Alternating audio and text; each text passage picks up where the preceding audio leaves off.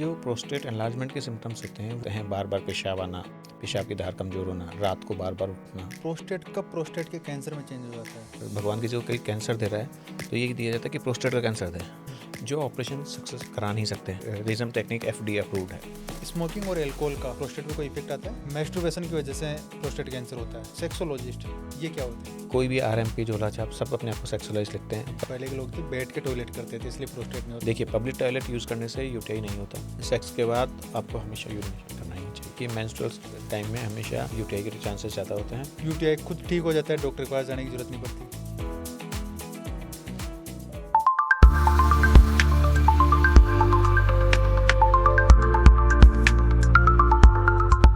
नमस्कार दोस्तों, आप देख रहे हैं द क्यूरियस माइंड शो।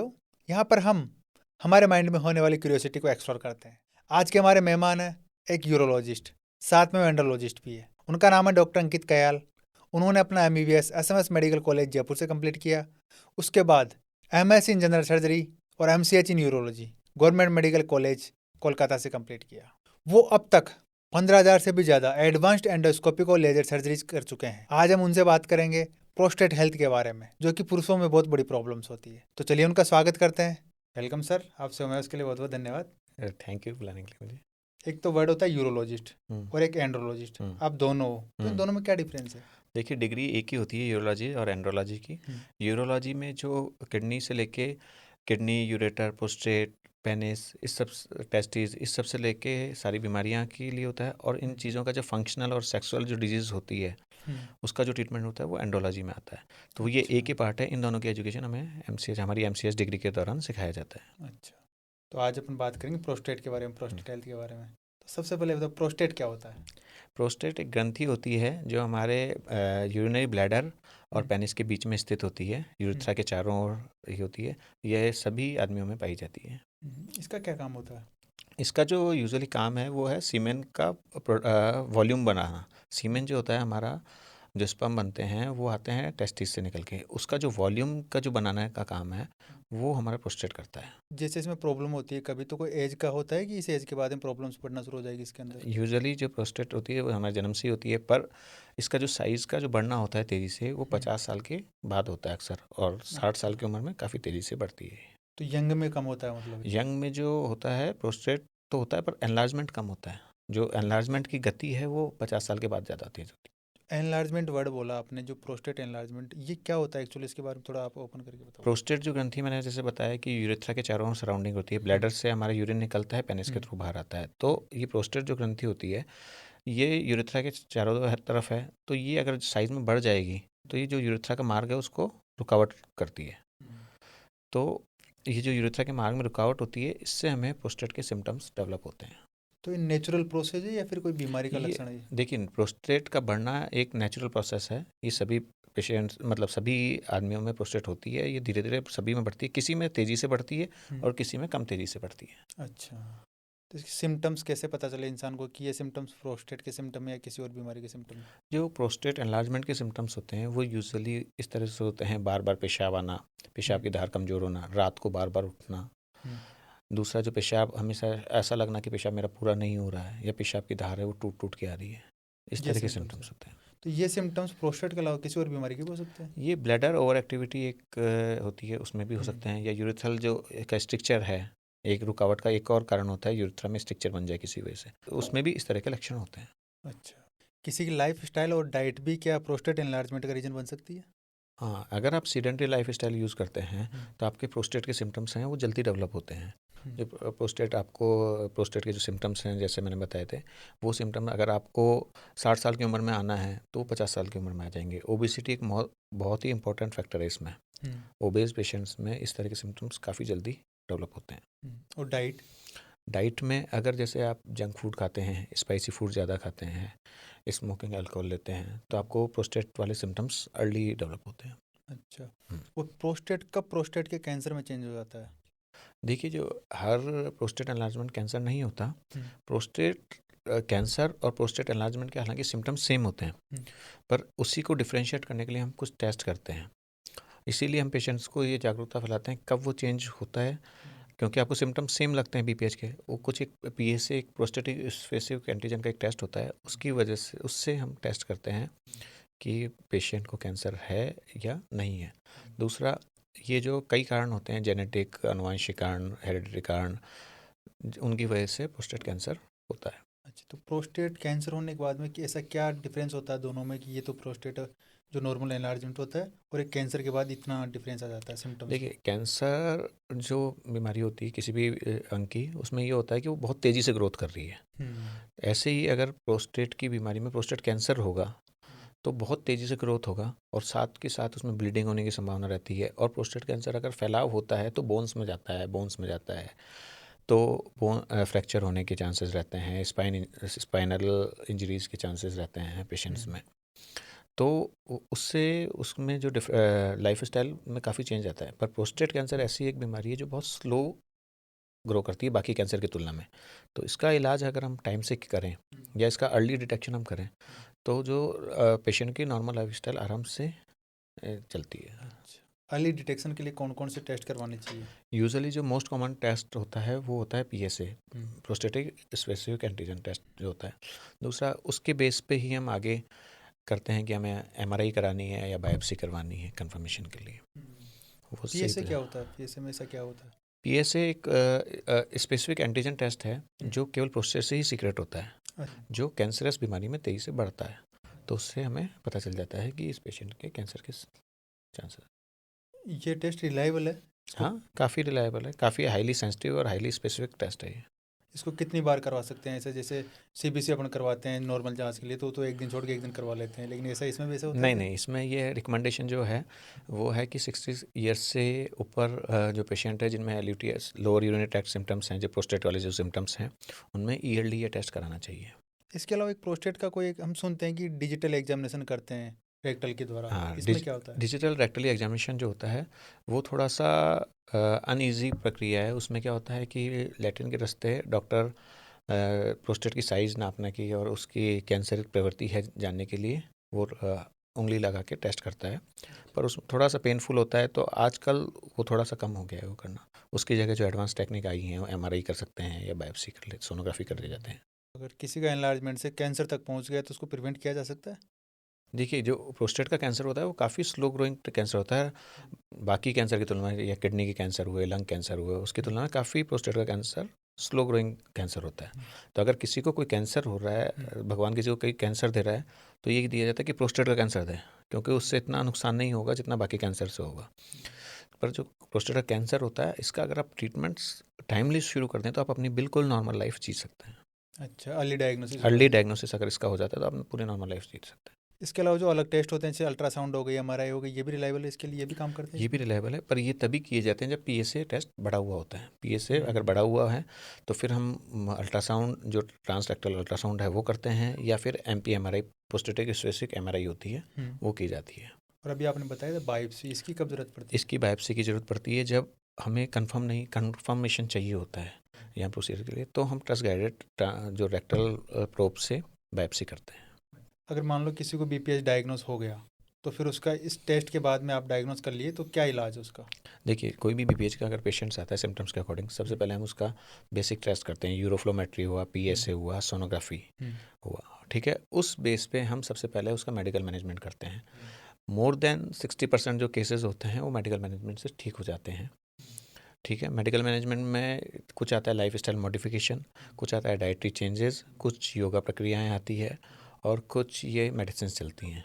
अच्छा। तो उन मेडिसिन से काफ़ी लोगों की लाइफ स्टाइल में इम्प्रूवमेंट आ जाता है। हम्म। अगर इससे इम्प्रूवमेंट नहीं आता है हम्म। तो फिर या मेडिकल ट्रीटमेंट फेलियर होता है, या प्रोस्टेट की वजह से कुछ सेकेंडरी सिम्टम्स डेवलप होते हैं पेशेंट्स में, तो हम एक सर्जिकल प्रक्रिया के तरफ जाते हैं। अच्छा, तो लाइफ स्टाइल से सिर्फ इनको कंट्रोल किया जा सकता है, क्योर नहीं किया जा सकता? नहीं, लाइफ स्टाइल से और डाइटरी चेंजेस से, हम योगा से इसके जो सिम्टम्स हैं उनको काफ़ी हद तक कम कर सकते हैं। और मेडिसिन से? मेडिसिन से इसके सिम्टम्स काफ़ी हद तक ठीक हो जाते हैं। कई बार तो कई पेशेंट्स में तो ऑपरेशन की ज़रूरत भी नहीं पड़ती लंबे टाइम तक। हम्म। तो आप सर्जरी जो करते हो इसकी, उस सर्जरी को क्या बोलते हैं? इसकी जो सर्जरीज़ होती हैं वो पहले शुरुआत में ओपन सर्जरीज़ होती थी, हम्म। वो आजकल ऑब्सोल्यूट सी हो गई हैं, बहुत ही रेयर केसेस में हम्म। होती हैं। उसके बाद जो आई थी सर्जरी टीयूआरपी और मोनोपोलर टीयूआरपी और बाइपोलर टीयूआरपी होती है।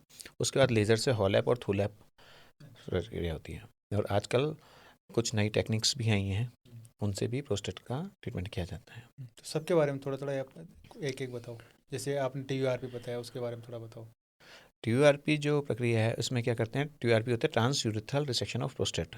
तो जो हम प्रोस्टेट के थ्रू जाते हैं, इसमें कोई चीरा टाका नहीं लगता, पेशाब के रास्ते से ही मशीन जाती है, वो उसमें प्रोस्टेट के जो चिप्स हैं उसको निकाल दिया जाता है। बाइपोलर और मोनोपोलर में डिफरेंस ये है, बाइपोलर में बाइपोलर करंट होता है, मोनोपोलर में मोनोपोलर करंट होता है। ये कार्डियक सेफ्टी के हिसाब से किया जाता है और साइज़ ऑफ प्रोस्टेट के हिसाब से इसका डिसीजन लिया जाता है कि कौन सा ऑपरेशन करना है। अच्छा, तो इसके कुछ कॉम्प्लिकेशंस होते हैं? कॉम्प्लिकेशंस हालांकि आजकल जो सेफ हैंड्स की वजह से काफ़ी कम कॉम्प्लिकेशंस होते हैं। पहले एक टीयूआरपी सिंड्रोम हुआ करता था, ब्लीडिंग हुआ करती थी या स्ट्रक्चर हुआ करता था। अब जो न्यूअर टेक्निक्स आई हैं उसमें इस तरह के कॉम्प्लिकेशंस काफ़ी कम है। तो इसके बाद में कोई सेक्सुअल एक्टिविटी जो करते हैं उस पर कोई डिफरेंस आता है कि आप नॉर्मल पहले की तरह नहीं कर सकते हो आप, या कर सकते हैं? देखिए, जो हम नॉर्मल टीयूआरपी या बाइपोलर टीयूआरपी करते हैं तो उससे जो इजैकुलेशन का जो प्रोसेस होता है उसमें थोड़ा डिफरेंस आता है, क्योंकि इजैकुलेशन रेट्रोग्रेड हो जाता है। पर आजकल कुछ ऐसी टेक्निक्स भी आई हैं जिसमें आप इजैकुलेशन प्रिजर्विंग प्रोस्टेट भी सर्जरीज भी होती हैं, तो उनसे थोड़ा सा फ़ायदा मिलता है। हालांकि सेक्सुअल ड्राइव में कोई फ़र्क नहीं आएगा, पर जो इजैकुलेशन होता है उसमें थोड़ा सा फ़र्क आता है। और फर्टिलिटी, इनफर्टिलिटी का कुछ? फर्टिलिटी का इससे कोई संबंध नहीं है।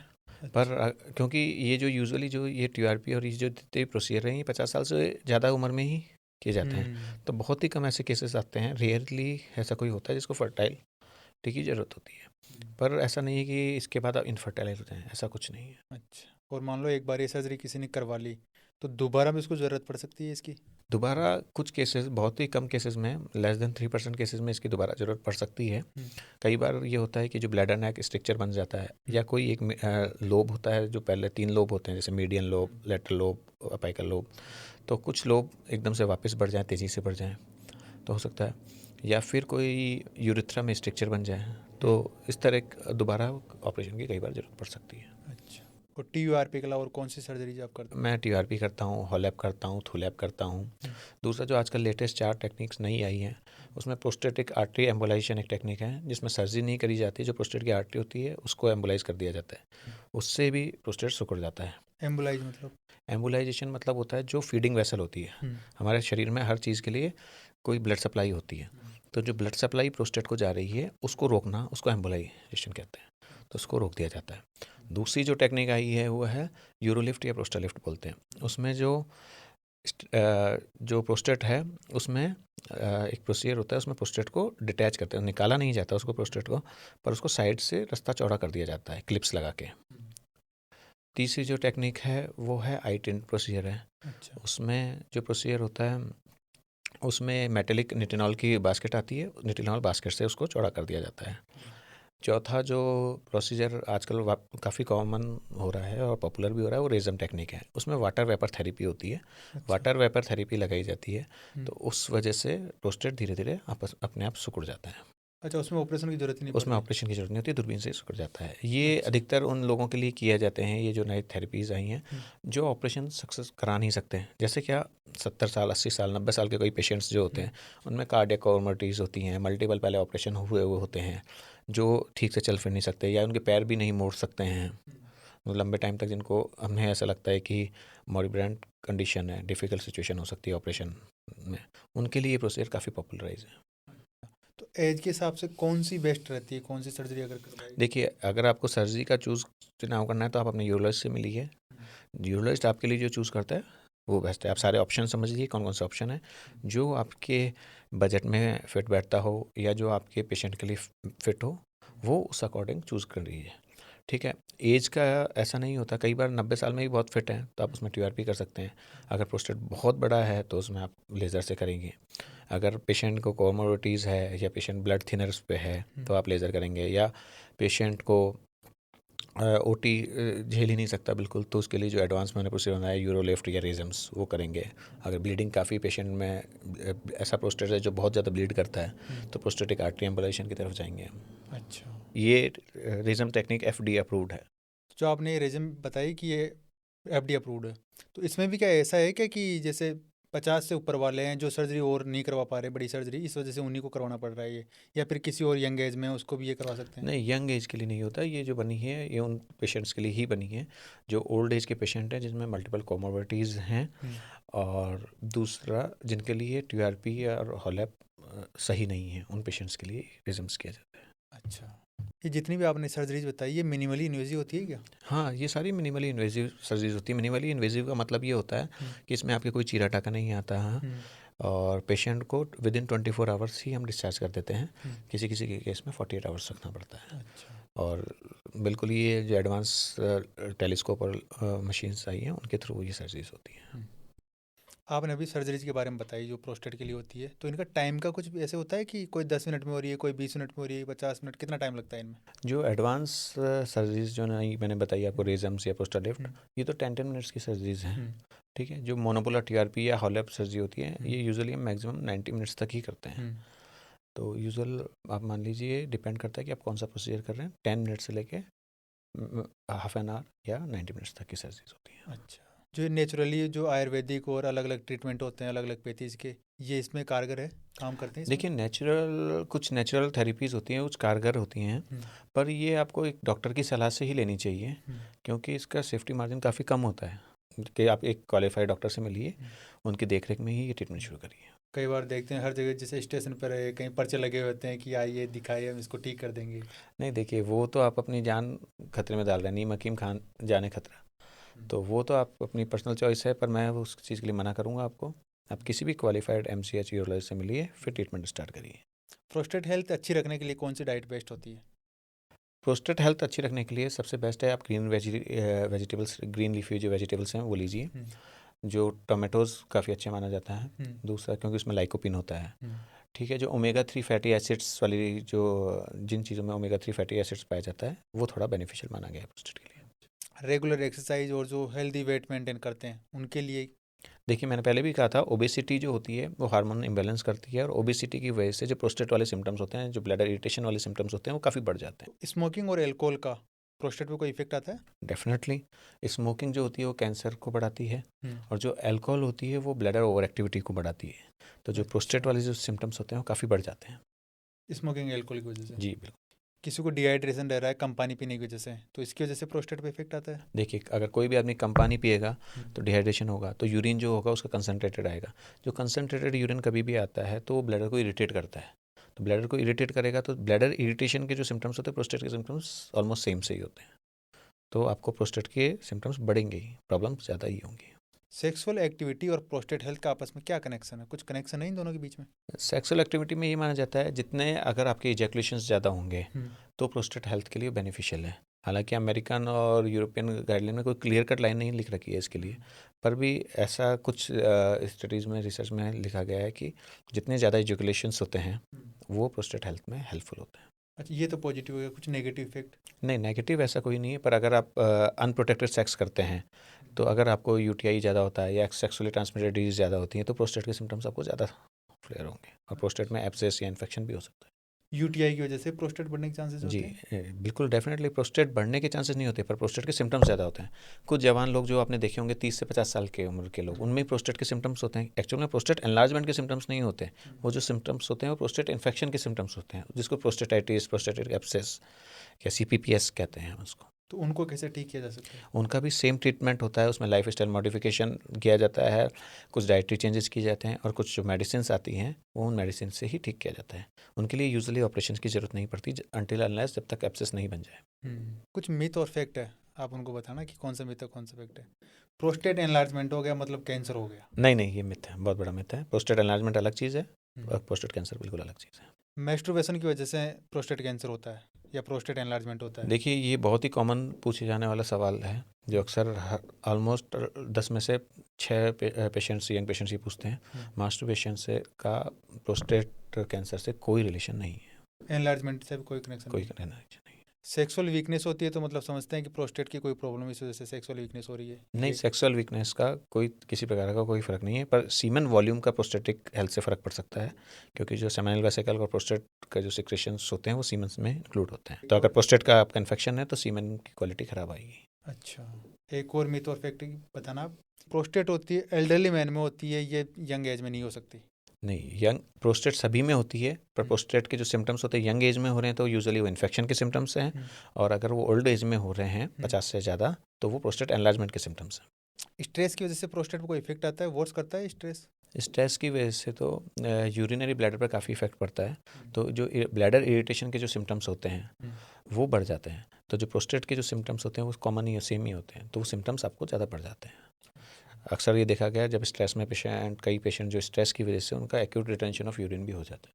इसका मतलब यूरिन रुक जाता है, मतलब यूरिन निकल नहीं पा रहा होता। अच्छा, एक तो होता है यूरोलॉजिस्ट जो आपने बताया, एंड्रोलॉजिस्ट आपने बताया, सेक्सोलॉजिस्ट ये क्या होते हैं? देखिए, सेक्सोलॉजिस्ट पुरानी टर्म है, सेक्सुअल हेल्थ से लेकर रिलेटेड सेक्सोलॉजिस्ट बना दिया। सेक्सोलॉजिस्ट हर आदमी है, आप भी सेक्सोलॉजिस्ट हैं, ये भी सेक्सोलॉजिस्ट हैं, तीसरा भी सेक्सोलॉजिस्ट है, कोई भी आरएमपी झोला छाप सब अपने आप को सेक्सोलॉजिस्ट लिखते हैं। पर एमसीआई की गाइडलाइन के अकॉर्डिंग, जो मेडिकल काउंसिल ऑफ इंडिया के अकॉर्डिंग, जो यूरोलॉजिस्ट और एंड्रोलॉजिस्ट होते हैं उनको ही सेक्सोलॉजिस्ट ऑफिशियली बोला जाता है। आप उन लोगों को क्या मैसेज दोगे जो जो यूरो से रिगार्डिंग कोई प्रॉब्लम होती है तो डॉक्टर के पास जाने से थोड़ा ऐसे अनकंफर्ट फील करते हैं, शाई फील करते हैं उनके लिए? देखिए, अगर आप प्रॉब्लम से शाई फील करेंगे तो आप प्रॉब्लम को बढ़ाएंगे। आप दोस्तों से शेयर करते हैं, उनसे शेयर करते हैं, उससे आपको सॉल्यूशन नहीं मिलेगा। आपको कोई प्रॉब्लम है, आप सीधे डॉक्टर से शेयर करिए, डॉक्टर आपको सॉल्यूशन देगा। रादर देन आप 10 जनों को बात भी करेंगे तो उसकी आपसे शर्म भी बढ़ती है, उसके प्रति आपका नज़रिया भी चेंज होता है। पर डॉक्टर ही एक ऐसा आदमी होता है जो आपको जज नहीं करता, वो आपको केवल ट्रीट करता है। आप कुछ लिसनर को मैसेज देना चाहोगे आपके अकॉर्डिंग प्रोस्टेट हेल्थ के लिए, तो क्या मैसेज रहेगा आपका? मेरा ये है कि आप रेगुलर स्क्रीनिंग कराइए, और अर्ली डिटेक्शन आपकी काफ़ी परेशानियों को कम कर सकता है प्रोस्टेट से रिलेटेड। कोई सुन के ये सोच रहा हो कि मुझे ये टेस्ट करवाने चाहिए, नहीं करवाने चाहिए, तो उनके लिए? उनके आपके जो भी सिम्टम्स हैं आप वो लिख के किसी भी नज़दीकी यूरोलॉजिस्ट से मिलिए। वो उन सिम्टम्स के अकॉर्डिंग डॉक्टर डिसाइड करेगा कि आपको टेस्ट की ज़रूरत है या नहीं है। कुछ सिंपल टेस्ट होते हैं, जैसे मैंने बताया सीरम पीएसए, यूरोफ्लोमेट्री और सोनोग्राफी, वो पेशेंट डॉक्टर करा के देखेगा। अगर उसकी ज़रूरत होगी तो आपको मेडिसिन दी जाएगी, ज़रूरत होगी तो आपको लाइफ स्टाइल मॉडिफिकेशन किए जाएंगे। प्रोस्टेट हेल्थ के लिए अगर आपकी तरफ से डेली रूटीन आप बताना चाहो तो क्या सजेस्ट करोगे आप? प्रोस्टेट हेल्थ के लिए morning hydration, hmm, 30 minutes walk, balanced diet, hmm, no smoking and annual checkup. ये आपकी तरफ से रूटीन रहेगा। जी। एक प्रोस्टेट की आपने बताया कि प्रोस्टेट हेरिडेटरी हो सकता है, जैसे मेरे दादा को हो, पापा को नहीं हो और फिर मुझे हो सकता है, ऐसा कोई चांसेस है? देखिए, ऐसा होता है जो प्रोस्टेट एनलार्जमेंट का जो जीन होता है हम्म, वो जेनेटिकली ट्रांसमिटेड होता है, मतलब ट्रांसमिट होता है हेरिडिटली। तो अगर आपके फादर को प्रोस्टेट है, दादा को प्रोस्टेट है, हम्म, तो आपके भाई को प्रोस्टेट होने का और आपके प्रोस्टेट होने की संभावना सामान्य से डबल है। अच्छा, तो मेरे को किस एज में, जैसे 30 से ऊपर या फिर 50 से ऊपर? नहीं होगा तो आपको 50 से ऊपर ही होगा। अच्छा, पर जो गति सामान्य आदमी में गति जो 50 से 60 में होती है वो आपकी गति दुगनी होगी, बढ़ने की अच्छा। गति। पहले के लोगों में प्रोस्टेट होता ही नहीं था, वो ऐसे कहते हैं कि अभी एक कहावत है कि जो पहले के लोग थे बैठ के टॉयलेट करते थे इसलिए प्रोस्टेट नहीं होता था, आजकल खड़े खड़े करते हैं सब। ऐसा बिल्कुल नहीं है, बैठ के टॉयलेट करिए या खड़े होकर टॉयलेट करिए, इससे कोई प्रोस्टेट की ग्रोथ का कोई फ़र्क नहीं है। फ़र्क और केवल पुराने लोगों में नहीं होने और अभी होने में ये फ़र्क है कि सोनोग्राफी और जो एडवांस टेक्निक आ गई उनसे इन चीज़ों का डायग्नोसिस हो जाता है, तो हमें पता चल जाता है कि प्रोस्टेट बढ़ा हुआ है। पुराने ज़माने में इस चीज़ का डायग्नोसिस नहीं होता था, तो पता ही नहीं चलता था कि प्रोस्टेट बढ़ा हुआ है या नहीं बढ़ा हुआ। किसी को प्रोस्टेट है तो उसको कितनी बार यूरिन आएगा अगर आपके अकॉर्डिंग? देखिए, प्रोस्टेट में जो यूरिन होता है वो बार बार यूरिन आता है पेशाब में, रात को हम्म, बार बार आता है। और जो बार बार किस 2 बार या 1 बार या 5 बार से फ़र्क नहीं पड़ता। अगर आपकी स्लीप डिस्टर्ब हो रही है यूरिन करने की वजह से, तो वो एक बीमारी माना जाता है। ऐसा नहीं होता कि काउंटिंग 1 2 या 4 होता है। पर जो प्रोस्टेट संबंधी जो बीमारी होता है उसमें अर्लीस्ट सिम्टम ये होता है कि आपको यूरिन बार बार आने लगता है और आपकी नींद खराब होने लगती है। तो यूरिन ज़्यादा बनता है इस वजह से बार बार आता है, फिर जो थोड़ा होता है वही बार बार आता है? एक्चुअल में जो प्रोस्टेट में क्या होता है कि पूरा यूरिन निकल नहीं पाता, तो जो हम्म, घड़ा जिस तरह से आधा ही खाली हो पाता है, जैसे ही वो हम्म, पूरा भरता है फिर उसको लगता है पर वो खाली आधा हो पाता है। तो पूरा अच्छा, हमारा यूरिन खाली नहीं हो पाता, इसलिए वो बार बार यूरिन लगता है। अच्छा। काफ़ी लोगों से सुनते हैं कि मुझे यूटीआई है, मेल और फीमेल दोनों ही, तो यूटीआई क्या होता है? यूटीआई मतलब यूरिनरी ट्रैक्ट इन्फेक्शन। हम्म, जो मेल जेनेटिलिया फीमेल जेनेटिलिया हैं, हम्म। जो प्राइवेट पार्ट्स हैं, उसमें जो इन्फेक्शन होता है उसको यूटीआई कहते हैं। लेकिन इसमें ऐसे कहा जाता है कि फीमेल्स को होता है, मेंस को नहीं होता। नहीं, ऐसा नहीं होता, मेल और फीमेल में दोनों में होता है। इवन जो मेल्स का जो यूटीआई होता है वो कॉम्प्लिकेटेड यूटीआई होने के ज़्यादा चांसेस रहते हैं। तो कारण क्या होता है, कैसे होता है यूटीआई, किस वजह से होता है? जो यूटीआई का जो मोस्ट कॉमन कारण है वो है पानी की कमी की वजह से, दूसरा है हाइजीन प्रॉपर नहीं रखने से, हम्म, या फिर अनप्रोटेक्टेड सेक्स करने से, या गंदे कपड़े पहनने से। इन चीज़ों से होता है। स्विमिंग पूल से भी यूटीआई हो सकता है। जैसे कई बार सुनते हैं कि पब्लिक टॉयलेट नहीं करना चाहिए, क्योंकि वहाँ बहुत सारे लोग होते हैं जिनके किसी की यूटीआई होता है, तो उसकी वजह से यूटीआई हो सकता है। देखिए, पब्लिक टॉयलेट यूज़ करने से यूटीआई नहीं होता। हम्म, जो पब्लिक टॉयलेट में जब तक आपका प्राइवेट पार्ट टच नहीं होगा, जो टॉयलेट सीट हुई या कोई वहाँ टिश्यू हुआ, उस पर प्राइवेट पार्ट अगर आपका टच नहीं है तो बिना टच के बाई एयर यूटीआई नहीं होता। टाइट क्लोथिंग से टाइट क्लोथिंग से यूटीआई के सिम्टम्स बढ़ जाते हैं पर यूटीआई नहीं होता। सेक्सुअल एक्टिविटी होने के बाद में यूटीआई होने के चांसेस कितने बढ़ जाते हैं? अगर पार्टनर को अनप्रोटेक्टेड सेक्स कर रहे हैं तो अगर पार्टनर को यूटीआई यूरिनरी ट्रैक्ट इन्फेक्शन है तो आपको भी हो सकता है। सिम्टम्स क्या है यूटीआई के? कैसे पता चले कि मुझे यूटीआई के सिम्टम्स आ रहे हैं ये? जो यूटीआई के सिम्टम्स होते हैं वो बर्निंग मिक्चुरेशन, मतलब यूरिन करने में जलन होना, बार बार यूरिन आना, नीचे वाले पेट के हिस्से में दर्द होना, इस तरह के सिम्टम्स होते हैं। कलर से भी पता चल सकता है? जो कलर होता है वो डार्क हो जाता है। यूरिन का जो कलर है वो डार्क भी हो सकता है, मटमैला कलर का हो सकता है। यूरिन में कभी कोई ब्लीडिंग होती है, रेड कलर का आता है, वो भी यूटीआई की वजह से हो सकता देखिए, है? यूरिन में जो ब्लड आता है उसके कई कारण होते हैं, पर जो मोस्ट कॉमन कारण है वो यूरिनरी ट्रैक्ट इन्फेक्शन ही है। प्रिकॉशंस क्या है, इसके बचाव कैसे कर सकते हैं यूटीआई होने से? यूटीआई का सबसे इम्पोर्टेंट जो बचाव है वो है कि आप प्रॉपरली हाइड्रेटेड रहिए। सुबह उठ के नींबू शहद का एक बार पानी पीजिए और अपने साफ़ सफाई का ध्यान रखिए। कितना पानी पीना चाहिए कि इससे यूटीआई नहीं हो किसी को? देखिए, जो भी नॉर्मल हाइड्रेशन माना जाता है वो 2.5 लीटर से 3 लीटर तक माना जाता है। 30-40 ml पर बॉडी वेट के हिसाब से, पर केजी बॉडी वेट के हिसाब से हमें पानी पीना चाहिए। और सेक्स के बाद में यूरिनेशन करना सही है या गलत? सेक्स के बाद आपको हमेशा यूरिनेशन करना ही चाहिए। करना चाहिए। यस, बिल्कुल, ताकि उससे जो डर्टी जम्स होते हैं वो निकल जाते हैं। जो आजकल टाइट क्लोथिंग पहनते हो, ये सिंथेटिक गारमेंट्स आते हैं, सिंथेटिक गारमेंट्स की वजह से ज़्यादा बढ़े चांसेस? जो सिंथेटिक गारमेंट्स होते हैं उनसे पसीना डेवलप होता है, तो इसलिए जो यूटीआई प्रोन पेशेंट्स होते हैं उनमें हम कॉटन पैंटी पहनने का बोलते हैं हमेशा। और फीमेल्स में मेंस्ट्रुएशन जो साइकिल आता है उस टाइम पे यूटीआई के चांसेस ज़्यादा होते हैं? देखिए, मेंस्ट्रुअल टाइम में हमेशा यूटीआई के चांसेस ज़्यादा होते हैं, तो आपको प्रॉपर हाइजीन रखनी चाहिए। उस टाइम क्या क्या बचाव करना चाहिए उनको? आपको प्रॉपर पैड चेंज करना चाहिए प्रॉपर टाइम से, जो 2 टाइम आपको बाथ लेना चाहिए और उस जगह को क्लीन रखना चाहिए, और जो मेंस्ट्रुअल टाइम में सेक्स को अवॉइड करना चाहिए। और अगर किसी को यूटीआई हो गए तो क्या ट्रीटमेंट करेंगे उसको? यूटीआई ट्रीटमेंट के लिए सबसे इंपॉर्टेंट जो होम रेमेडी है वो है कि आप हाइड्रेशन ठीक रखें, और अगर आप डायबिटिक नहीं हैं तो नींबू शहद का पानी स्टार्ट करें, ठीक है, और फिर उसके बाद नज़दीकी यूरोलॉजिस्ट से मिलिए। कुछ मिथ और रियलिटी है, आप बताओगे हम्म। कि वुमेन्स में होता है यूटीआई, मैन में नहीं होता? नहीं, मेल और फीमेल दोनों में, मेल और फीमेल दोनों में ही होता है। क्रैनबेरी जूस से यूटीआई कभी नहीं होता?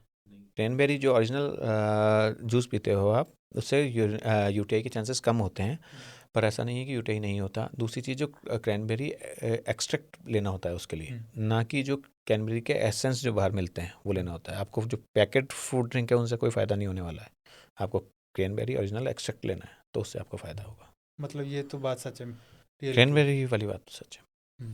यूटीआई खुद ठीक हो जाता है, डॉक्टर के पास जाने की जरूरत नहीं पड़ती? यस, अगर शुरुआत में जैसे मैंने बताया आप होम रेमेडी करेंगे तो इनिशियली ट्रीटमेंट ठीक हो सकता है। ठंडा पानी पीने से ब्लड इन्फेक्शन होता है? नहीं, ठंडा पानी या गर्म पानी से ब्लैडर के इन्फेक्शन का कोई फ़र्क नहीं पड़ता।